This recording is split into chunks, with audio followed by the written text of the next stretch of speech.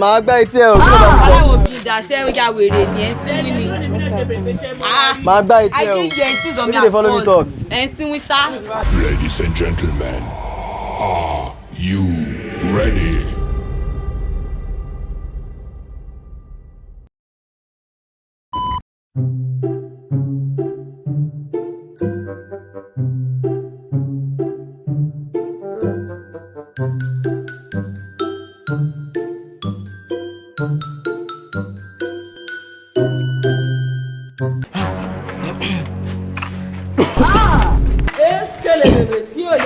Can you come?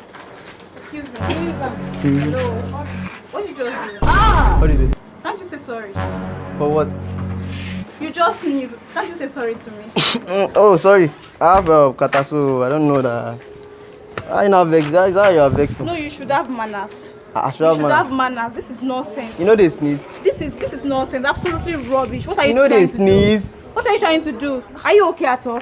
Mind your. Are you okay at all? Is that how to act? Relax yourself now. You know they sneeze. This was just stupid. Chill now. Why they worry you? I don't know what's wrong with yourself. Relax. Relax yourself, Daddy. I'm very sure that you don't have sex. You don't have home training. You're very stupid and daft. What's this nonsense all about?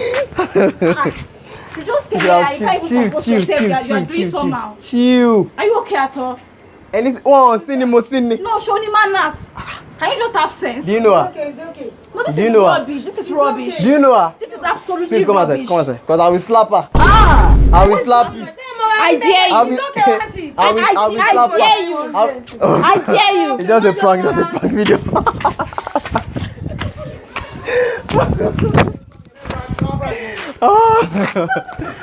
It's just a prank, sorry, man.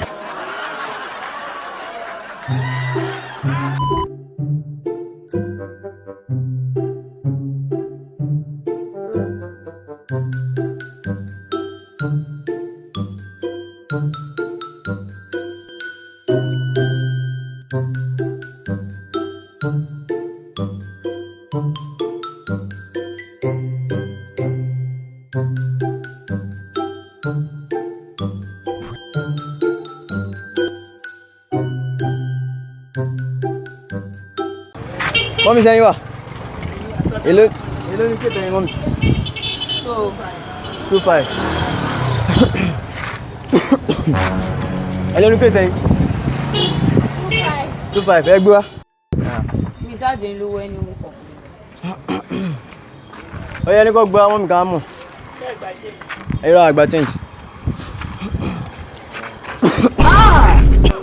What are you? You can't be sorry. What? Just sneeze on me again. It's too soon again now. Just a sneeze now. Why you can't wetin dey follow me talk? You cannot just say sorry. Sorry for waiting. Ẹ gbà mí mama. Wọ́n sì máa Ẹ fún mi lẹ́yìn jàre. Ṣé gbádùn? Ṣé wà òkè? Ṣé mi lè ń bá wípé ṣé mo gbádùn? No, ṣé wà òkè? Ẹ sísìn lára ẹ sí lẹ́lẹ̀ alákọ̀ọ́kọ́ mi ò sọ̀rọ̀. Ẹlẹ́kejì ẹ tún sísìn lára igi tún sọ pé kíní. Are you normal? Mind your speed. What's that? Mind my speech. Mọ́mí ṣe mọ́mọ́ èrí. Kí ló ń ṣe màá gbá etí ẹ o? Aláwọ̀ bí ìdáṣẹ́ ó ya wèrè ni ẹ̀ ń sínú ni. Màá gbá etí ẹ o. I think you insist on me Why you dey follow me talk? Ẹ̀ ń sínú ṣá. Why you dey follow talk like that? Ṣé normal? Wait, tell me pé mo rò borí yín dàrú. Wọ́n sísun lára àkọ́kọ́ I know say anything. Ẹlẹ́kejì again tún sísun lára again ẹ̀ tún sọ pé. I did not know. If I know, I will not say sorry ni. Ó ya wèrè ni. Èmi ló bá kó ṣe mo yà You tó cannot say gbádùn. sorry, come on sorry. Màá lu ọmọ yìí o. Ó ṣe máa lọ. Ṣé lè Màá lu ẹ o. ẹ gbà mí? Are you normal? Ṣé wà òkè? Kí ni? Ṣé ìdè wine mi ni? You know Isabia. Isabia. Ṣé gbádùn? No, màá gbá etí wo gan. I dey follow talk dey follow me say make I no. You don't wanna be. Why you go tell me say you go slap? Are you Come mad? on for here. Isabia, come on for here. Ṣé wọlé yóò gbádùn? Come on for here. Ẹ bá báyìí, ó ti tó. Ẹ Wait, dálé you do bẹ́ẹ̀ it. ni. Wait, she Isabia. Ó tún fẹ́ gbá etí sister. ẹlẹ́yìn. You know what the plan say don't do. Ṣé na your sister? You tell me say you go slap me. Are you I will mad? slap you. Ó yẹ ọ̀nà àkọsẹ̀ fẹ́ ra ní tẹ́tà ọ̀hún Kí bẹ́ẹ̀ ló ń ṣe And ẹ́? now slap slap me, you don't have to. You cannot even slap me. Are you mad? Ta ló gbójú lọ́wọ́ ẹ̀? You no go try. Ta ló gbójú lẹ́yìn báyìí You will not slap me. You will not slap us. Kí ni mo sọ mọ́ Mọ́mí máa lù àwọn méjèèjì. Wọ́n bí ẹ dá. Èmi ló ń gbá láyà. Wọ́n bí ẹ dá. You come here. Maybe they talk, come here. No. Come here. Mi ò. Ilé ó ti tó. Orí Mo ló ti tó. Ẹni sùn náà. Mo ló ti tó. Mọ́mí prank náà ṣe. It's a prank. Ó fẹ́ gba etí ẹ̀, ó sì wí ṣá. Ṣé kí n sọ fún ẹ pé ó ti tó kó má gbọ́ ni? Ṣé kí n sọ fún ẹ pé ó ti tó nǹkan tó wá rà ní kó wá rà? Prank video náà ṣe mọ́mí, it's a prank video. Okay. It's a prank video. Sorry,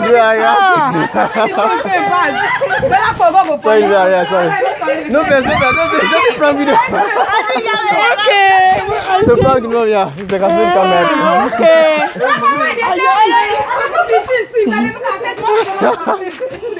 So no best, you are follow it, so you get no best.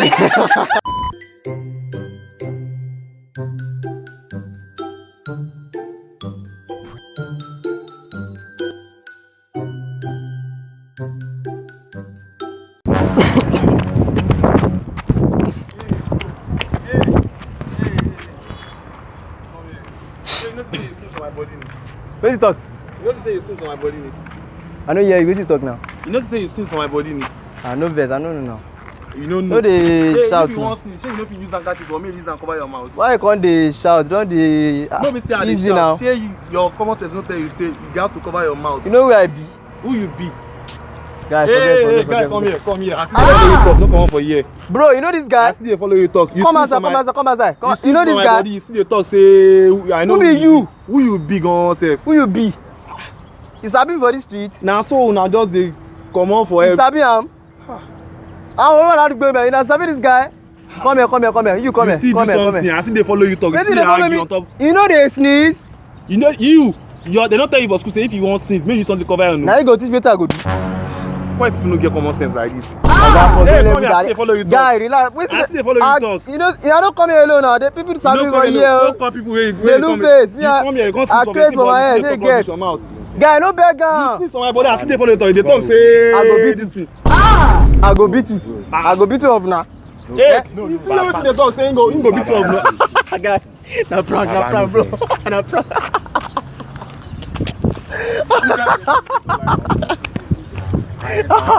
Bro.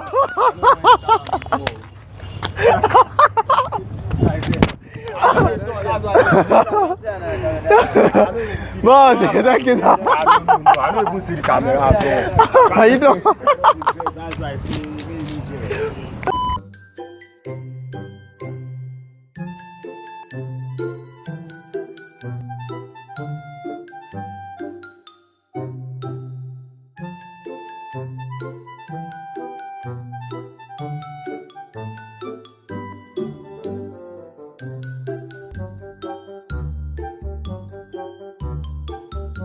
This evening you will die.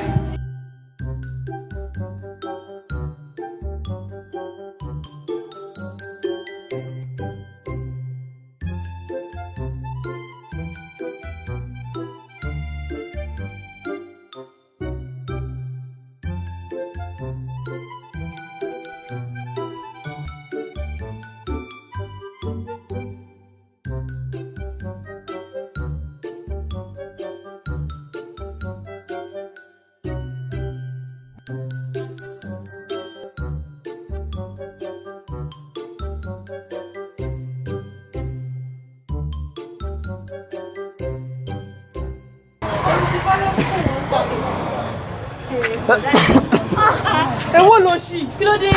Ṣé ìfẹ́ sísí hàn lára ni? Kí ló ṣẹlẹ̀ gan? Ẹ máa ní sùúrù náà. Ẹ máa ní sùúrù náà. Ṣé bí mo ní kàtà ni kí ló wá ṣẹlẹ̀ tẹ́lẹ̀ wọn fún Ẹ̀yẹ́ àwa? wá ń kọ̀gbà tí mo ṣe ní wá sọ̀rọ̀. Ẹ̀bẹ̀ sísí hàn lára. Ṣé ẹ mọ̀ orí ni mọ́mì? Ṣé ẹ mọ̀ orí ni? Wọ́n mọ̀ mí rí ìgbà tán wá mọ̀ mí rí nǹkan. Ọlọ́ máa sọ̀rọ̀ sí mi náà, àmì Ta ló sọ máa. mo ní right láti. Who is this girl now? Who are you?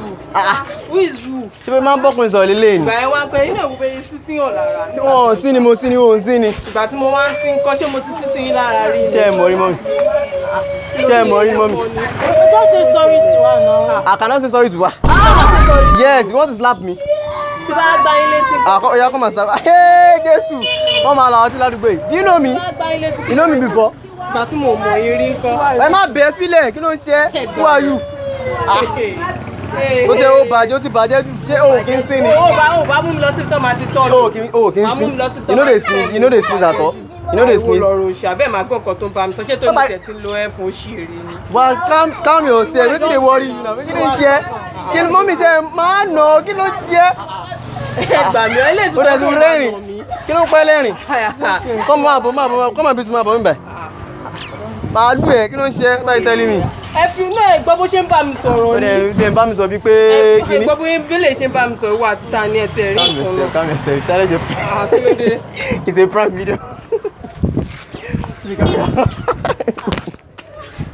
It's a camera. Come on, see. It's a camera. Ó ti gbé mi náà. Alright.